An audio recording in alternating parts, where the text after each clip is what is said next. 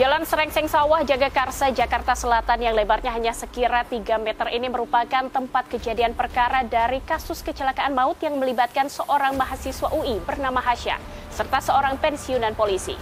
Perhatian publik tertuju pada kasus ini setelah keluarga Hasya mengklaim bahwa kepolisian lamban dalam menjalankan perkara tersebut. Publik kembali menyoroti kasus meninggalnya Hasya setelah kepolisian menetapkan Hasya sebagai tersangka hingga akhirnya menutup kasus ini. Kecelakaan yang melibatkan Hasya Atalah hingga tewas usai kejadian dan AKBP Purnawirawan Eko Setio Budiwahono yang melindasnya saat mengendarai mobil Mitsubishi Pajero itu terjadi pada malam hari 6 Oktober 2022.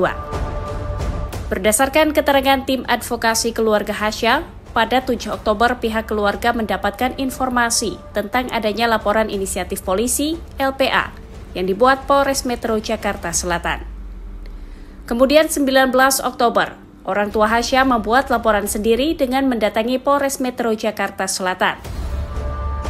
Pada 27 Januari 2023, Direktorat Lalu Lintas Polda Metro Jaya menyatakan Eko berada di jalur yang benar. Sementara almarhum Hasya ditetapkan sebagai tersangka dalam perkara ini. Oleh karena kondisi tersangka telah meninggal dunia, polisi mengeluarkan surat perintah penghentian penyidikan SP3. Namun kisah tidak berhenti di situ. Kepolisian pada 2 Februari justru menggelar rekonstruksi kejadian. Pakar Hukum Pidana Universitas Trisakti Azmi Syahputra memandang ada kejanggalan dalam perkara kecelakaan Hasya serta alur penanganannya. Pada waktu terjadi rekonstruksi ini setelah dijadikan SP3, ini juga kita bingung, ini laporan polisi yang mana? Berarti ada 2 laporan polisi. Apakah ada laporan polisi yang dibuat oleh kepolisian sendiri dengan LP jenis A, dan ada LP yang dilakukan oleh keluarga.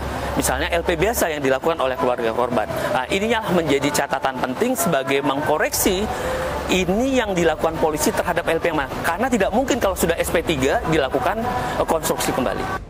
Azmi juga menyoroti hal lain. Pasalnya rekaman CCTV kejadian menunjukkan bahwa kejadian tersebut bukanlah merupakan kecelakaan tunggal.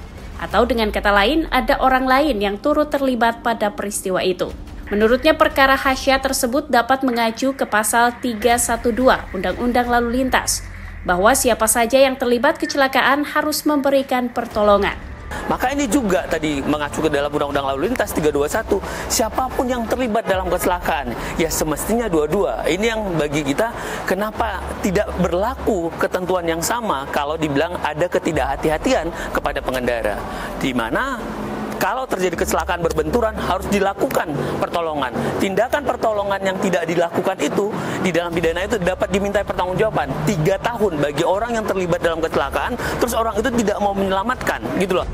Atensi publik yang besar, kata Azmi, selayaknya menjadikan kasus Hasya sebagai suatu koreksi bagi institusi kepolisian agar bisa melakukan tugas dengan penuh keterbukaan. Rekomendasinya adalah begini, ke pihak kepolisian ke depan, kalau mereka bikin SP3 tidak boleh hanya pada tingkat kepolisian saja.